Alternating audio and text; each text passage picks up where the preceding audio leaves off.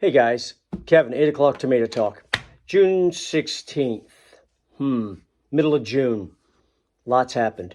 A lot has happened.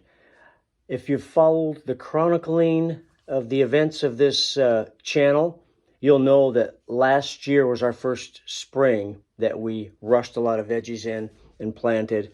We were so pleased to have our own place after waiting almost 4 years, 3.5 years to move into somewhere. So the garden was what it was.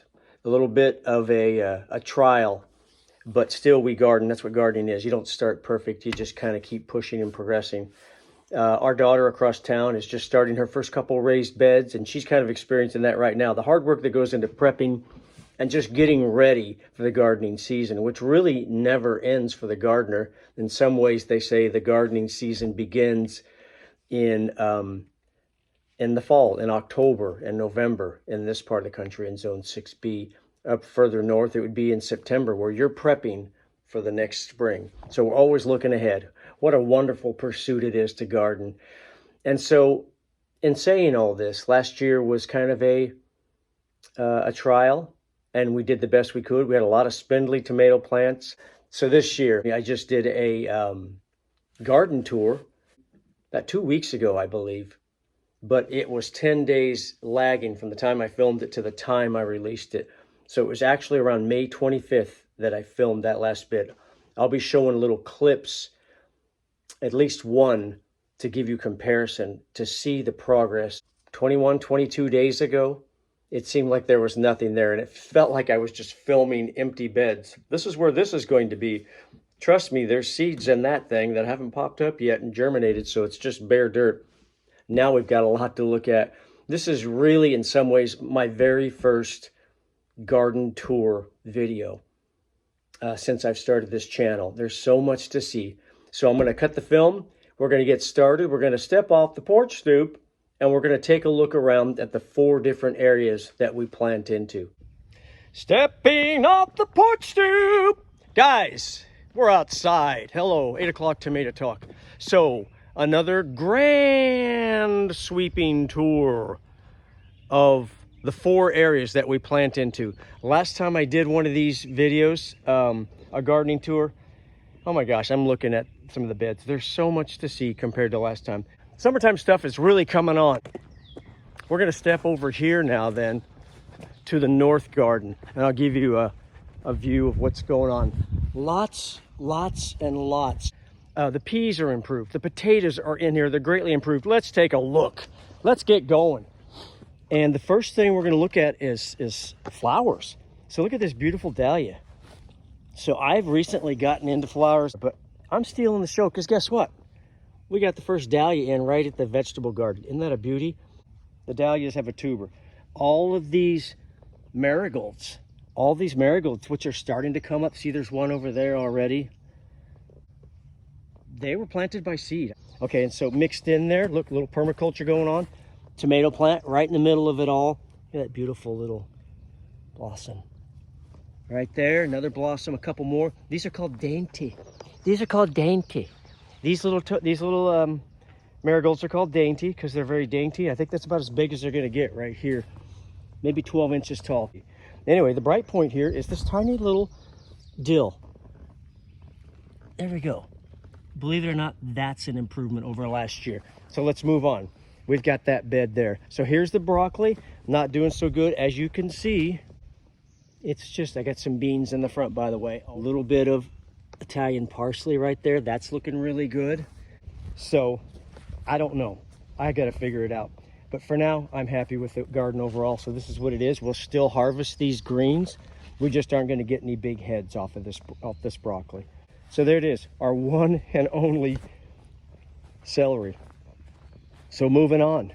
Here's where we had mesclun right in here. You can still see some. I've already cropped this out. I've cut it back, and some of it's popping back up. There's a little bunch of beets that I've popped in there. You can see there's some beans coming up where we've kind of interplanted, getting ready for summer stuff. And in around here, you can see elephant garlic. I just got this at the store. It's organic elephant garlic. As you can see, everything is heavily mulched with this wonderful leaf mold I ground up last fall. Awesome stuff. I've got it everywhere. I'm guessing like 1,000 pounds of leaf mold. So anyway, now I'm going to put some summer squash in here. That's a short season crop, so 50, 55 days I'll be picking that stuff, hopefully by late August, early September.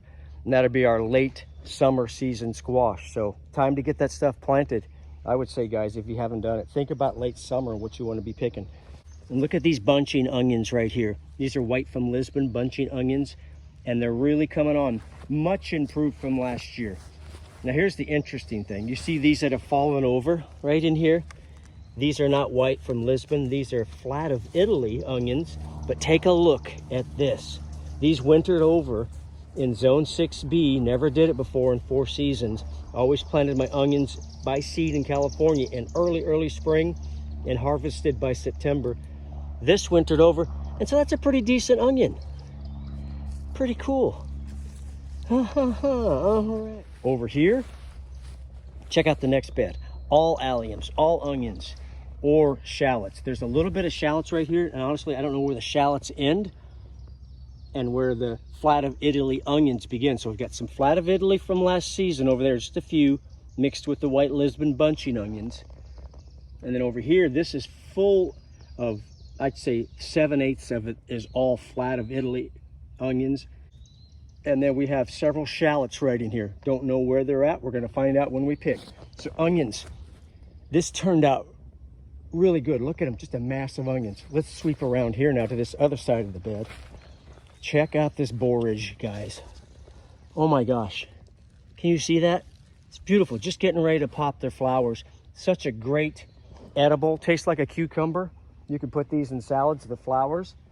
Right next to the pot of marigolds, another of the dainties, the little dainties. Looking really good, just grew out of a pot. You know what, I planted this, that's the great thing about gardening. I don't really remember, but we were looking at it about a month ago, my wife and I, when they were just about this tall, and we were looking at the foliage going, that looks like borage. Moving on, so that's right in front of these onions right here. Back up a little bit. That bed right there, you see the onions in the background. And now we got beets. This was the microgreens. Remember the mystery micros? $1.99 seed packet. So $2. It was a pretty good success. This is all beets from that little $1.99 packet. Now you can see I've got beans way back there. Interplanting bush beans wherever I can fit them, guys. But right here, this broccoli right here, which looks every bit as good as the one that I actually tried to grow intentionally from a straight broccoli packet, designated broccoli packet. This looks pretty good. This stuff is all part of that microgreens that I grew up to be gigantic microgreens, if you will. All right, so moving on.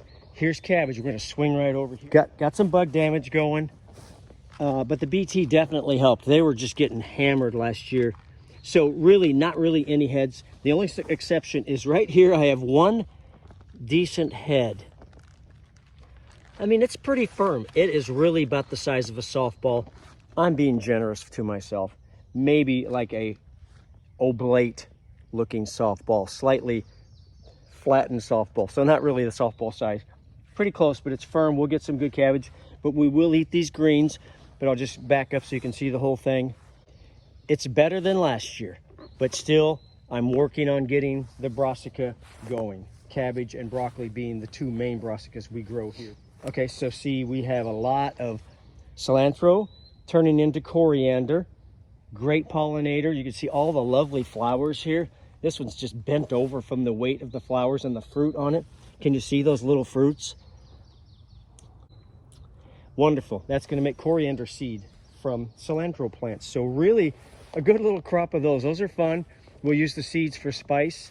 Moving to the in the kitchen. So moving to the front of the raised bed, another success.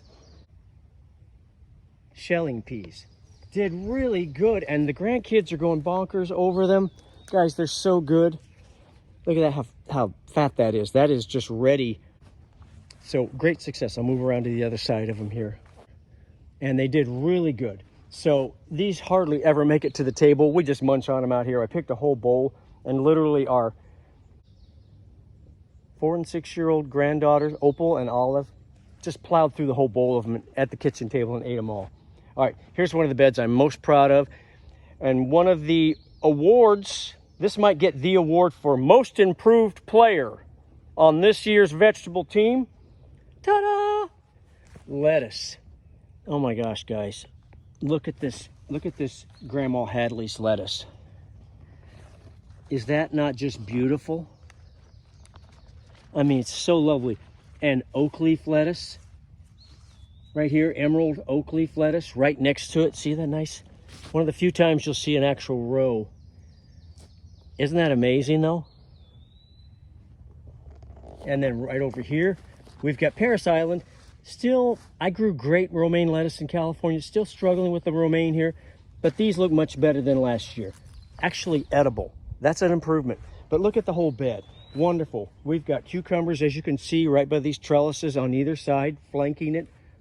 Any blank spots I had, guess what? Just like the beans over there, I interplanted with the summer stuff. So now we've got cukes getting ready to pop up and grab onto those trellises. Matter of fact, one just grabbed on last night. Isn't that amazing? Look at that. Just grabbed on. Just wonderful. All right, guess what? We're gonna pick one of these Grandma Hadleys. Super excited about that. You'll notice I have a knife laying right here. Got it. When you're doing it yourself, you've got to kind of get everything lined out. So, hold on a second. Just stare at the sky for a minute. I'm gonna pick this. Oh my gosh. Oh my gosh, guys. That looks so cool. Look, use my head for scale. Look at that. Beautiful Grandma Hadley's lettuce. Grandma Hadley herself used this as a southern/midwestern treat. They would chop it up and they would fry bacon in a pan, turn the burner off after they crumbled the bacon up and threw it back in the bacon fat, and they would just add this in and toss it, this type of lettuce, and do what was called wilted lettuce. But look at the size and look at the color of that beautiful bronze tinged lettuce. It's just so pretty and it's just so wonderful tasting. So I'll probably be eating this fresh. I may try that fried treat too, I don't know, but pretty cool. Most improved player of the garden so far this year, lettuce. You can see the lettuce bed is just thriving. So good deal. All right, let's put this in the shade and keep moving. Over here, okay, first tomato of the tour. This is Moonstone. Had a lot of trouble with these this year, but they're coming on. There's a little fuzzy down there. But you can see the Moonstone is looking pretty good. I actually experimented by planting from seed a second Moonstone, a couple, 3 or 4 of them, and left it. So I'm going to experiment. This is one I lovingly started, believe it or not, in early April. This one just seeded 10 days ago, maybe 12 days ago. How much you want to bet that one I seeded is going to pass up or at least catch up with this other Moonstone? I'm really experimenting with working within the seasons here in southern Indiana, zone 6B. So we're going to see how that works. Planting tomato seeds straight into the garden sounds kind of odd, but I'm willing to try it because a couple of the volunteers are what got me going with that. I have a volunteer that's like up to my waist almost. It's so much further along than these others, and it just popped up on its own. That got me thinking, let's direct seed some tomatoes. So here we have another pot. So right, you see we have 2 pots right here. I can move these around if I want. You can see I've got basil, sweet Thai basil here. And right over here, I've got the Italian Genovese basil, which is the classic culinary basil we love to use. And 2 more Genovese basil. And this is a pineapple tomato, very much behind, but once again, if it gets too hot, I can move it over here to the shade. All right. Runner-up to the runner-up for most improved. Actually, it's got to be most improved because I didn't grow any of these last year. Taters. Spuds. Look at this hugelkultur. I'm going to back up. I don't know if you remember when we did the sweet potato harvesting. Jones and I destroyed this hugelkultur, and you could see the rotting logs down below. We had to rebuild it. And I brought in 3 or 4 huge, my big wheelbarrow, mounded with rough compost over there and dumped it. Hence the larger expansion now. It's looking more like a glorified, glorious raised bed over here. That's looking really good. And the potatoes. Did I get to that? Potatoes. Look at the flowers. That means we have healthy plants here. These potatoes have gotten so tall, they are falling over.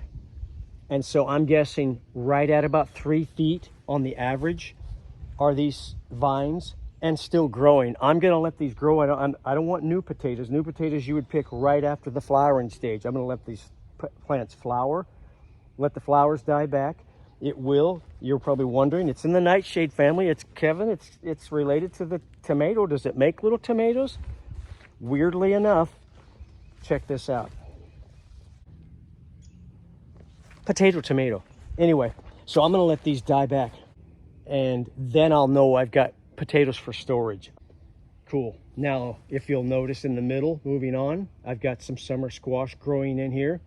These squash are still spindly, but looking pretty good. We've done this whole side of the garden, north garden. Let's move over here. So over here, I've just kind of let it go wild. First of all, we'll look at these. A couple Thai basil.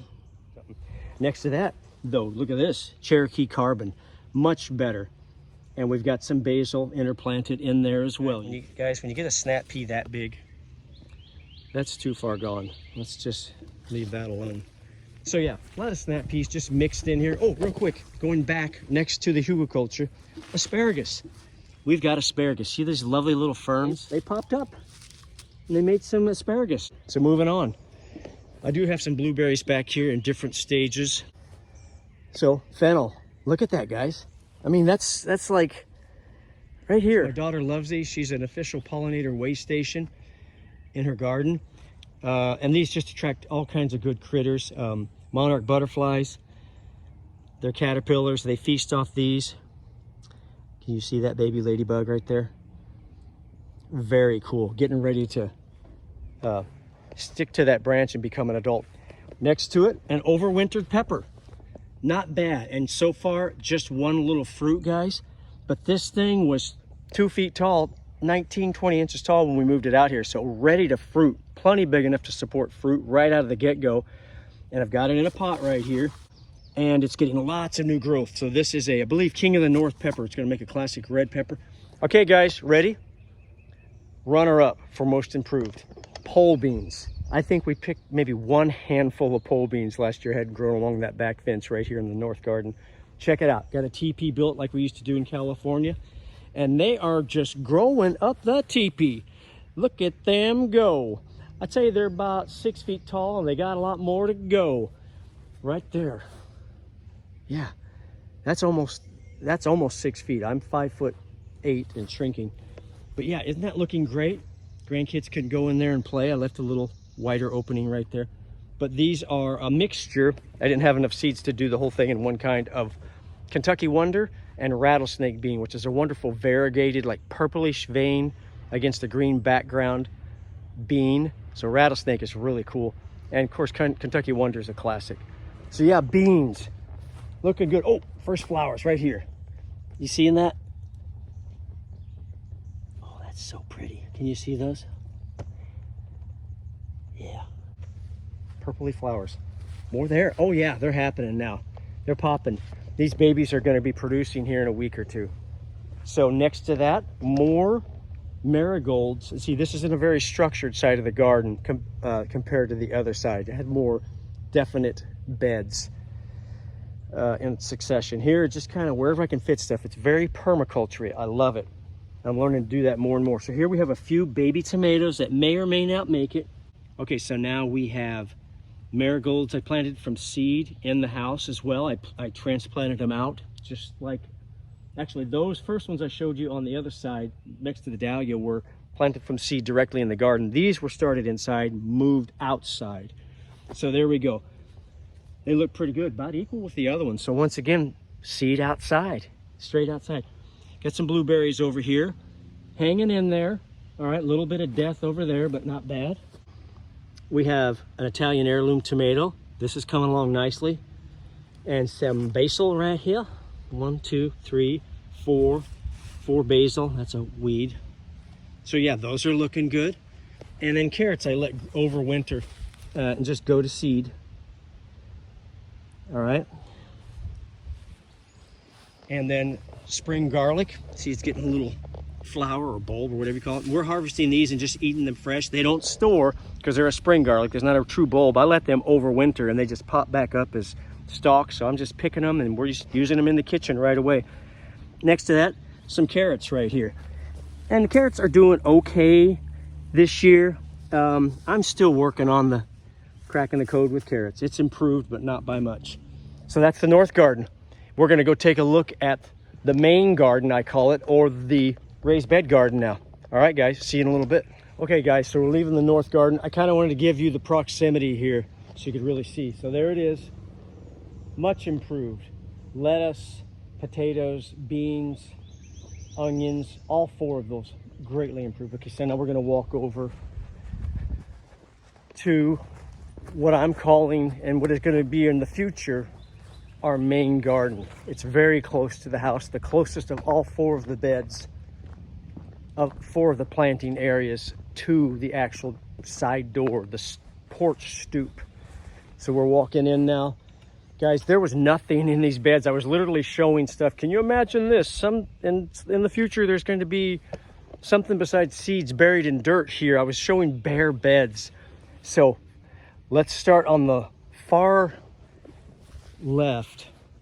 Okay, first of all, San Marzano tomato in its own pot. Pretty good sized pot for a tomato. I'd say that's a 7-gallon pot. Looking good. I'm a little behind on all my tomatoes, but guys, guess what? I'm doing a lot of fish emulsion to get greenery growing on these quickly. But the nitrogen from the fish emulsion is doing wonders, I believe. So this is doing good. That's a San Marzano paste tomato. Next to that, just a little fun. Once again, check it out. Cardboard, just cardboard on the edge, and then piled high with about 6 inches of compost is a smattering of corn, just a little block of corn, 20-30 plants. So moving on. Okay, so we had cukes here last year on this trellis. Okay, right behind it, by the way. Oh, I gotta show you this. They're just begging to be seen. So I have pruned and taken care of this thing. Look at the pears. It must be a 100-year-old tree in the middle. You can see that. Lots of hollow going on there. But there's still a lot of life left. A lot of seasons we're praying for this fruit tree because it's so productive. This tree was sadly in disuse and in the midst of great neglect for many years when we came in here. So, and then I did some shaping up and getting rid of new water suckers this late spring, and so this is going to make it really good for the fruit and hard for the squirrels to hide. They love secrecy when they're stealing fruit. They took all but 4 of the pears out of what I would say about 150 what we had originally. I do have a pellet gun, but all in all, this tree is just doing wonderfully. All right, so moving back up, let's take a look right at the back side of this trellis. You see the cukes starting to come on. There's a first blossom, I believe, I've seen. In front of that, echinacea that my daughter Sam and I planted. Actually, Sam planted these. And they're just beautiful. She loves the color green, so this is like almost a green echinacea until it comes to full ripeness or full flowering, and it turns a little bit pinkish. Isn't that beautiful, though? Next to that, oh, actually, no, this is the green one, I believe. This is a variegated one. These both came back. We didn't do anything. They just popped back up along with the tomato plants and anything else that wanted to surprise us this spring and took off. So 2 echinaceas, just beautiful looking. And then here we are looking at the front part of the squash on the trellis now. In front of that, look at that, volunteer. There's the first volunteer. And look at this thing. It's like a foot tall already. Looking good. So I'm just don't know what it is. We're going to find out. Hopefully it's from the seeds that we had, so I don't have some weird hybrid that I got at the store. Let's move on. Guys, take a look at this beautiful row of scarlet runners. These I started directly in the ground, and guess what? This is what we're talking about here. Look at the lush growth. Look at the flowers already. Climbing. They're going to reach the top of this homemade trellis here. At the very end, I've got a few cukes coming up right here. You can see the tendrils all getting ready to grab on to stuff. Oh, it's just wonderful, looking good. So that's down here by the pear tree. Now let's move up to the actual beds. Let's start here like we did in the north garden. We'll do the left side first. Check out the tomatoes, guys. They're coming on. There may be hope still. We have a heat wave coming, but I have top dressed them all with calcium in the form of pulverized, not crushed, but pulverized eggshells to get it right to the roots of the plant quickly. I will water that in with fish emulsion, heavy nitrogen there with the calcium from the eggshell pulverization of the eggshells. Should be exciting to see the results. So here we have Celebrity, one of the few hybrids. I've jumped into the hybrid game. I used to be all heirlooms. I was kind of an heirloom snob. Still kind of am. Not a snob, I just love the history of them. Celebrity has its own place too. Very reliable. And you can see this plant is looking quite healthy. Look at that. Right next to that, Peach Blow Sutton, a popular brand, a popular variety of heirloom in England. Gets fuzzy little tomatoes. We'll see how that does. Like about salad size. Aunt Ruby's German Green right here I'm touching. Guys, this is the best Aunt Ruby's German Green I've ever grown, at least at this stage.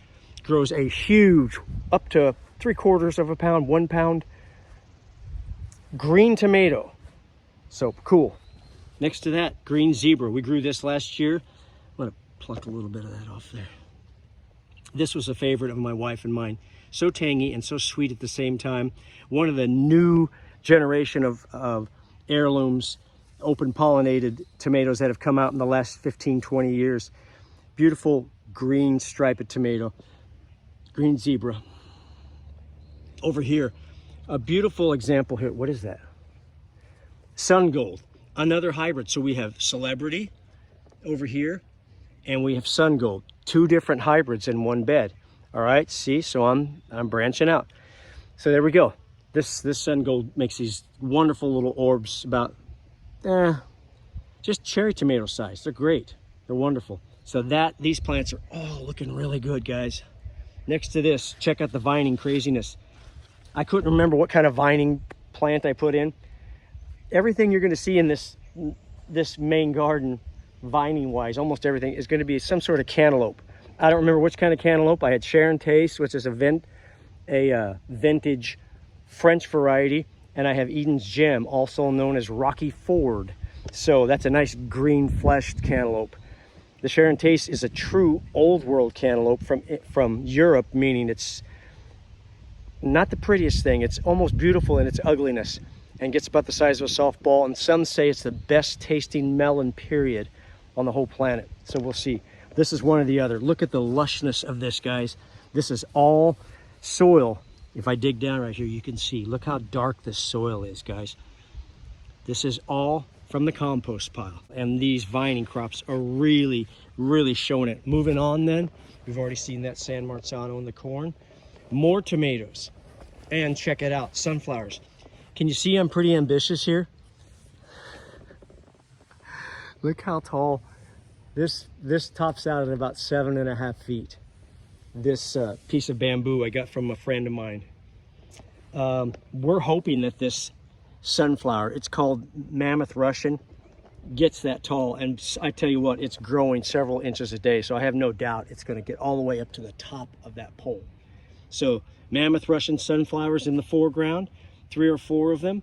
Guess what? Over here, what was once mystery vining crops is more cantaloupe. 2 of them right there. Not quite as big as the others, but we'll see how they do. And then we've got tomatoes here, guys. So let's go around the other side so we can read these. So in the front, Blonde Kolbchen. This is the one I brought inside last year and actually overwintered it as an experiment in the basement. And we were picking tomatoes all the way up to early December in Zone 6B, 4-season weather. Similar to the size of a Sun Gold, not quite as sweet, more of a classic heirloom tomatoey flavor, full flavored. Yeah, so okay, Thorburns Terracotta, small. Got those from Baker Creek as a gift. I'm gonna pick these cotyledon leaves off of here. It's going slow, but you know what? It's picking up some steam.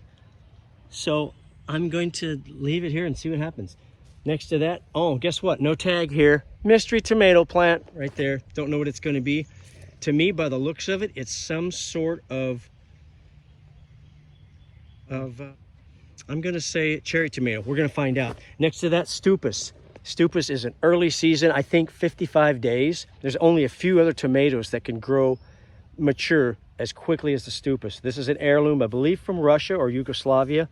And it's a potato leaf variety. You see the difference in foliage? Looks like a potato's leaf. So it came on slow, but it's doing pretty good. Guess what? Another mystery right here. So I don't know what that's going to be, but we're going to find out. So there's that bed, guys. A little bit behind the first bed over here, but still looking good. Sunflowers, cantaloupe. And here we go. More. I started these marigolds as well inside from seed. I'm really starting to incorporate more and more flowers in the garden, and they're looking lovely. Next to that we have, oh, guess what? Mystery tomato.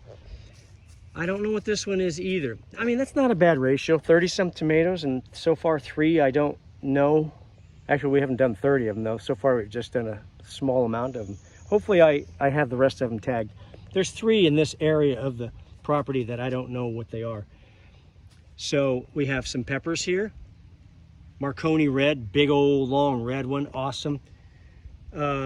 Sun gold tomato right there. A couple squash over yonder, which aren't looking so good, because I will tell you, these 2 volunteer squash way over here that were over in the wall garden that I moved to here have taken off. And I gotta be honest, I was hoping they were butternut, because we had butternut growing over there this past year, and they were doing great. In the compost, we harvested them in early mid-October, ate them. Oh, they were like candy. Cubing them, tossing them in avocado oil with a little salt and pepper. Ambrosia. Hey, look, there's Maury, our cat, hunting. Maury. Anyway, so this is not butternut. I'm kind of bummed about that, but you can see it's got a healthy fruit down there. So we're gonna see what this does. It's some sort of pumpkin. I hope it's not some weird Franken hybrid from the store. All right, while we're finishing up on this bed here, one more sweet red Marconi over here. Still kind of small, so we got 2 of those. Oh, do you see that hoverfly? Can you see him right there? So cool, beautiful. I hope you can see that. Anyway, so this is doing good. It's already set 1 fruit, 2 fruits, 3 fruits. The beauty of wintering over. I've never wintered over peppers, so pretty cool. All right, so now to the other side. So another wintered over pepper, and look at the variegated leaves on this. This is fish. It's supposed to look like that. It's not a disease. The first year I ever grew fish pepper, I thought it had a disease. It's just a variegated, beautiful variegated leaf. And now all of a sudden with this heat and longer days, they're really setting on new growth, and I'm seeing a blossom or 2. Right in there, blossom right over in there. It's hard to see the blossoms on this because the leaves are also whitish. Okay, so in front of that we have 3 or so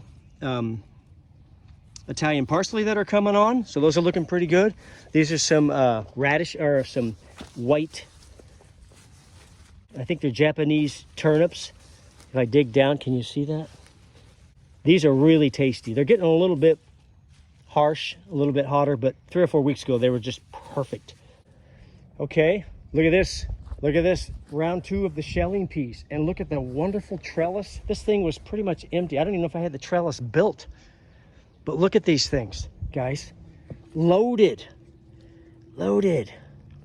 with these things everywhere. Look at that, up there, and up it goes. It's like, it's in a raised bed, granted, but they're at least 5 feet tall and still setting flowers. This one's continuing to pump them out. So cool. Here we have the epic wintered over carrot that is just, I left because of the interest that it creates. These grew all through the winter. I protected them with plastic and maybe a blanket or 2 during the hard freezes. But this is the most fantastic display of flowering carrots I've ever grown. So, okay.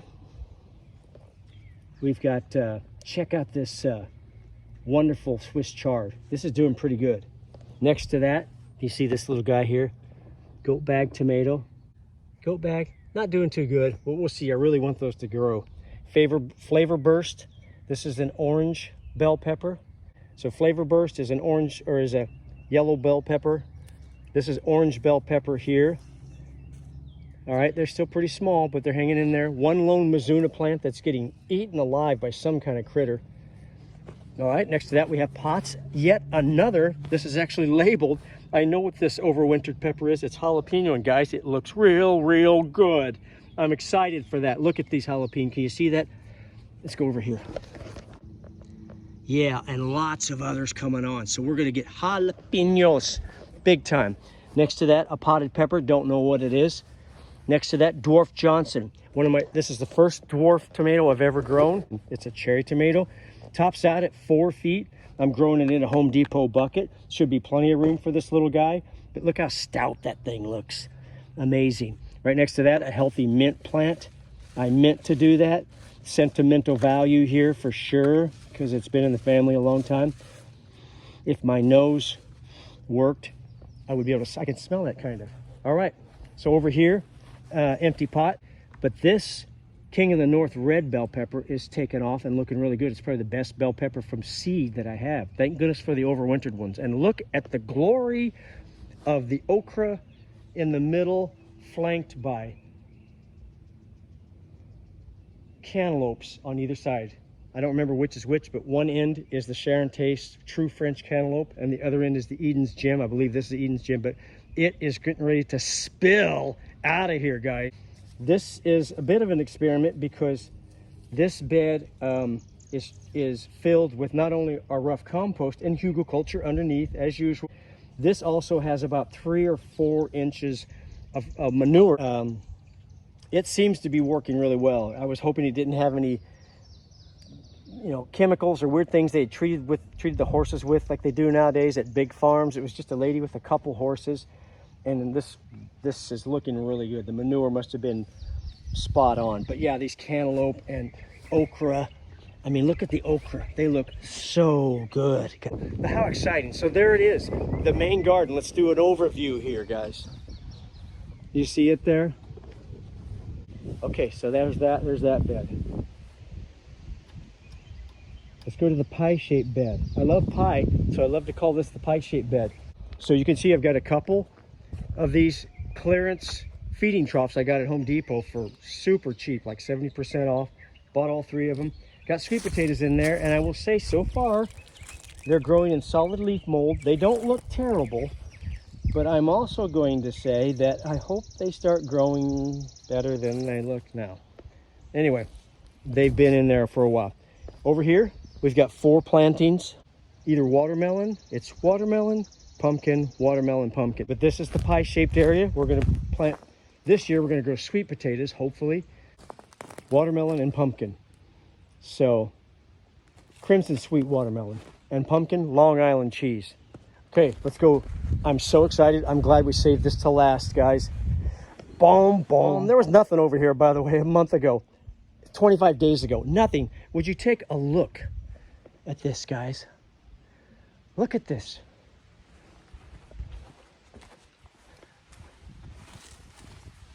All cucumbers along the front. Cucumber. Squash. Fabulous, doing great. So we'll start at this far end. Look at these tomatoes. They just love it out here, guys. Cherokee Carbon right next to Cherokee Purple, guys. Okay, so why did I do that, you ask? Because Cherokee Carbon, its parents are the Carbon and the Cherokee Purple, which is right next to it. So I'm going to see how Cherokee Carbon F1 hybrid does in comparison to Cherokee Purple.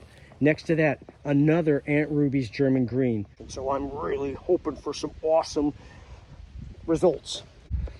Thorburns Terracotta, another one of the freebies from Baker Creek when we bought seeds from them. They just threw that in. Thank you, Baker Creek. Anyway, Thorburns Terracotta, like a brown tomato as well. So you see, I've got the whole colored tomato thing on this end, no reds. We've got Cherokee Carbon, brown tomato. Cherokee Purple, brown tomato. Aunt Ruby's, green tomato. Pineapple, bicolor tomato. Celebrity, red tomato. Anyway, got to have a weird one in there, right? Can't be orderly. Thorburns Terracotta, another brown tomato. Sun Gold now. Look at this Sun Gold, guys. Probably one of the best tomato so far, looking wise. It's just taken off, so vigorous. That's a yellow one. So lots of color on this end. And here we have Jim's. Remember Jim's, that tiny one I showed you? I said we had some better examples. Take a look at this Jim's. You see that? Really, really looking good. Really healthy. Oh, basil plants interplanted. You see that? We got more basil coming in. Next to Jim's, Mountain Pride. Like Celebrity, Another medium-sized red hybrid, used in production a lot, but also much better tasting when a home gardener grows it himself. Look at the giant. The last time I did the video, this volunteer was about the size of these plants I'm showing you here. Maybe not even that big. Look at it now, guys. Can you see that? I mean, it's just covered in blossoms. I'm pretty sure I've only watered it once. I mulched it heavy. I don't think I did the calcium thing on this one at all. I'm just let it be, you know. If there will be an answer, right? We'll find out what that answer is. But the answer is what kind of tomato? My guess is it's a Roma. Here's a catnip. I've never taken out of the pot. We just kind of set it there. What is this? Oh, Canner Hal. This Canner Hal. This is an old German variety. It's been over here for about 120, 115 years in America. I love the history. Guy faithfully saved it. German variety, big, classic red tomato. Good slicer. Next to that, John Bauer. Used to be heavily in production before they came out with these Franken tomatoes that shipped better and were harder and made better sauce and were more production. This was originally a canning variety in the teens and 20s and 30s. But next to that, Italian heirloom. Look at the wispy foliage on this one, guys. And that's a mint plant. And on this one, you see how it looks droopy? Very wispy foliage on the Italian heirloom. This is a family favorite for the Dowdies. We've been growing this tomato on and off for over a decade. And it's just a wonderful, classic, irregular, large, ribbed Italian variety. Great for fresh eating or canning. All right, guys, so Italian heirloom, another basil plant, another Canner Hal, just like the German variety one over there. I've got a second one of those, and I've got a second Jim's that's coming on. So we got two Jim's. This says green zebra. I don't think they're green zebra, but I think these are San Marzano paste tomatoes. But there it is. So east, or the wall garden, I'll call it, the pie-shaped garden. Beyond that, we have the main garden, and then way over yonder, the north garden. Thanks for joining into 8 o'clock Tomato Talk, guys. Thank you for hanging to the end of this massive, joyous celebration of growth. So this is really, in many ways, truly the first successful garden tour I've done. So 8 o'clock Tomato Talk, please like, please subscribe, please tell your friends about this channel, guys. There'll be more and more fun stuff and videos and music coming up. Mark my words, it will happen, guys. Love that you guys are joining in. Talk to you soon. Bye-bye.